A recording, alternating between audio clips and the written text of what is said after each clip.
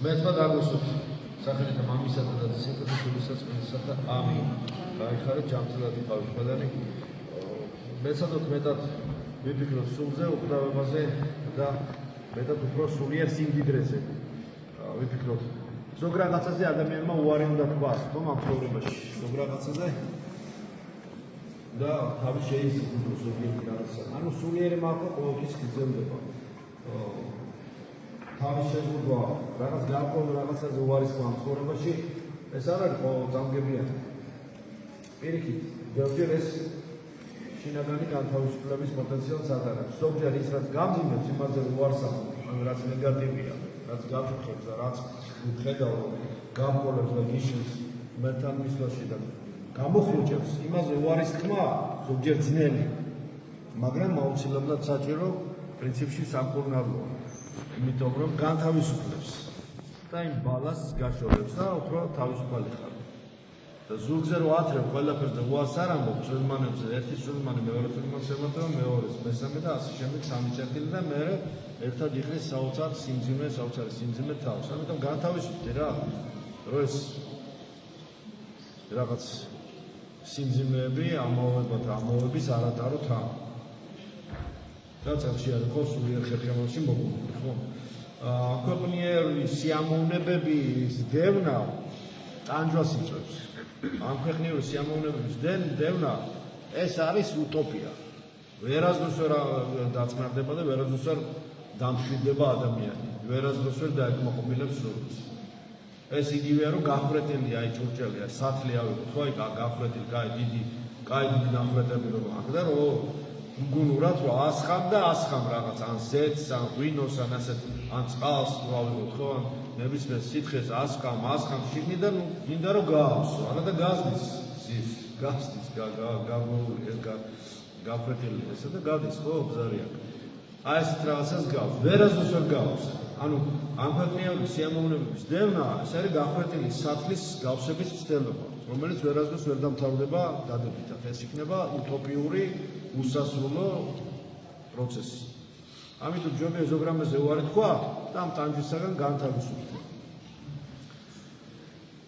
ამისაც უნდა გაიგო რა არის მარჯვენა და რა არის მარცხენა. რა არის თვისა და რა არის კეისრისა.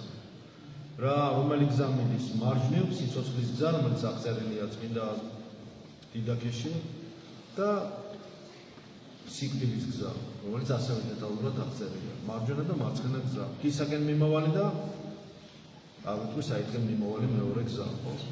ამიტომ გზა სიცოცხლისა, ეს არის ქრისტეს გზა, იგი არის გზა, ჭეშმარიტება და სიცოცხლე.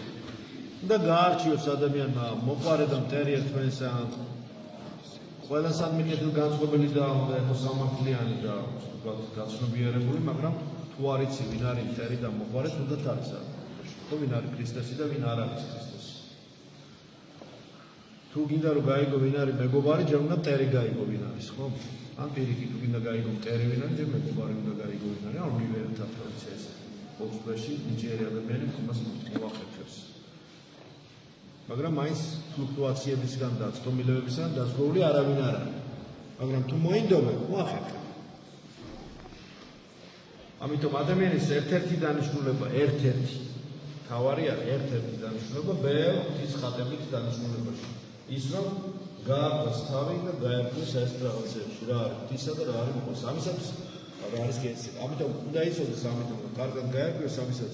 უნდა იცოდეს წმინდა წერილი და წმინდა გარდამოცემა. უნდა იცოდეს აუცილებლად ღვთის სიბრძნე, ღვთაებრივი სიბრძნე. და ეცადოს რომ პრაქტიკაში განახორციელოს ეს ღვთაებრივი სიბრძნე. ანუ რას ნიშნავს ეს? ღვთის ცნებები აღასრულოს. იცხოვროს შესაბამისად ღვთის სიბრძნის მიხედვით. და გაუკვირდება მას როგორ გაეხსნება გზა. ეს საოცარი რაღაცა, საოცრად გაერკვევა საკუთარ თავშიც. უცებ იცის ესე გზის გახსნა ღმერთი. ამიტომ ცოტა პატარ-პატარა კენჭების გადაადგილებით იხსნება გზა და წინ მიდის ადამიანი. შეუნდოს ყველაფერი და გაერკვიოს საკუთარი იმ შინაგან სირთულეებში, რასაც ეს ცხოვრება გვივლეს ჩვენ. გადალაგოს ეს სირთულეები, გააკეთოს განსხვავება, განარჩიოს ზეციური და მიწიერი, სულიერი, ნაზი და ფაქიზი, უხეშისა და მატერიალურისაგან. სული კი არ გაამატერიალუროს და ყველაფერი მატერიალურამდე და პრაგმატულ ობიუატელურ რაღაცა ესეთ რუტინამდე კი არ დაიყვანოს და მერკანტილური და ესეთი ცხოვრებით კი არ იცხოვროს ყველაფერი ფორმალური, პროტოკოლური სულიერობით. არამედ მატერიას კი უნდა გაასულიეროს. მატერიას უნდა გაასულიეროს, ისიც ეკუთხება, ოთხივე სტიქია. მაგრამ თუ კი სულს ამატერიალურობს და ყველაფერს მატერიალურ ფასეულობებით ზომავს, ძალიან მოკლე დისტანციაზე მუშაობს ეს და მიხვდება რომ ეს უტოპიაა და ესეც ძალიან ცუდად თავდება. ამიტომ გადალახოს უნდა ეს შინაგანი სირთულე წარმატებით. რო გზა გაიხსნას, წარმატებით გადალახვა ნიშნავს იმას, რომ ქრისტე აირჩიოს. გადალახოს ეს პოლუსები სულსა და სხეულს შორის განსხვავებისა, სასურველსა და მის რეალურ მდგომარეობას შორის. თუნდაც ავიღოთ, ხო? მარჯვენასა და მარცხენას შორის. სირთულესა, ღვთაებრივ და ღვთაებრივ, ესე ვთქვათ, ფაქის უამრავ უნარჩვევასა და პრიმიტიულ, ესე ვთქვათ, ერთუჯრედიან რაღაცა ინსტინქტებს შორის. ანუ უნდა გააცნობიეროს თავისი ჯვარდმირთველობა და არა იმპულსური ცხოვრებით იცხოვროს და ინსტინქტებით. გამრავლებისა, ძილისა და ყვებისა და ცხოვრების მოუწყობელი მოწყობის მცდელობისა. გაარღვიოს, მოხდეს გარღვევა, გადალახვა ქრისტეში. ქრისტეს ცნებებით შეიძლება ამის გადალახვა და ქრისტეს სულიერობით, ქრისტეს გონებით. ყოვლადწმინდა სამების მადლით. ვინც ქრისტე იხილა, მან მამა იხილა.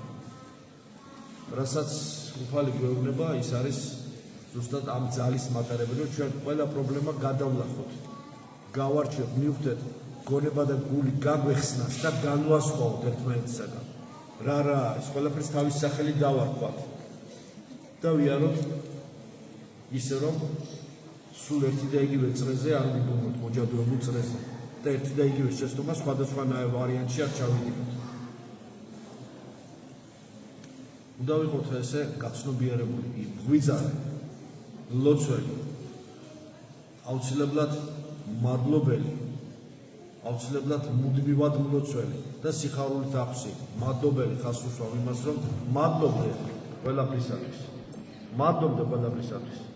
ისაც შენ ნეგატივს არქმევ, რასაც ნეგატივს არქმევ, იმაზეც მადლობდე. იმიტომ რომ რას გაცილებს ღმერთი და რისგან გიცავს, ჯერ არის, თუმცა რაღაც პერიოდი გავა, მოვლენაზე ამაღლდები და შემდეგ მიხვდები. თუ რა არისთვის იყო და მადლობას შეცინო მოგვიანებით, მაინც მოგიწევს მადლობის შეცინო, ჯობია თავში შეცინო მადლობა.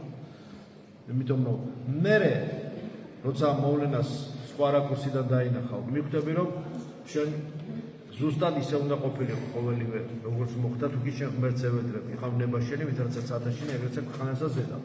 მაგრამ როდესაც შენ აკვიატებულად გამოგლეჯვა გინდა რაღაცა განგებულებისათვის, რაღაცის ზეცისადმი გინდა ძალით გამოწეწვა, გამოგლეჯვა და რაღაცას აკვიატებული, დაჟინებული, ცოდვილი, შენი დაბინდული, ცოდვილი გონებრით და გულით ითხოვ ზოგჯერ და არ გეძლევა და არათუ არ გეძლევა, რომ ზოგჯერ სასჯელსაც კი იმქი ამის გულისთვის, კარგად გადახედე, რა შეცდომას უშვებ.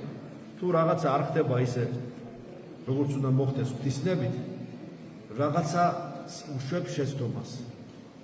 ძალადობ რაღაცაზე, ძალადობ ღვთისნებაზე, ამრუდებ ღვთისნებას. შემოდის ღვთისნება შენში, მაგრამ რაღაცაში გერევა, ან შენ დაცემულ ნებაში გერევა, ან ბოროტის ნებაშიც გერევა შეიძლება. შენი დაბინდული გონებისა და ამღვრეული სულიერი ჭურჭელის გამო, რომელშიც ვერაფერს ვერ არჩევ და ვერ ხედავ.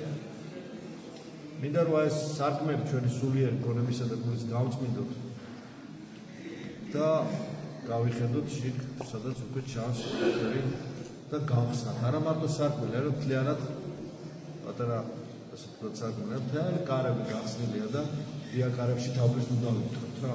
ღია არის ყველაფერი და ქრისტემ გახსნა. ქრისტეს გახსნის საზღვარგარეთ გზას ვერავინ ვერ დაკეთებს. ამიტომ ვილოცოთ, რომ ამ გახსნილ გზაზე, ვიწრო, მაგრამ მაცხოვნებელ გზაზე, ამ სირთულეებში, რასაც ჩვენ ეს მიწიერი ცხოვრება გვივლეს, წარმატებით გადავლახოთ სიკეთეს აქვს ამის მისება, რომ ძალა ღვთისა გადაგალახინებს, გაგამთლიანებს, სიკეთე ამთლიანებს, გამთლიანებს უნარია, გოროდება შლის და მოკლე ინტერვალზე მუშაობს, ჭადებში ეფექტურად. ამიტომ გადავლახოთ, გავერკვეთ, ჩამოვყალიბდეთ და ესე ვიაროთ. ღვთის საჯდებლად, სახელითა მამისათა და ძისათა და სულისა წმინდისათა ამინ.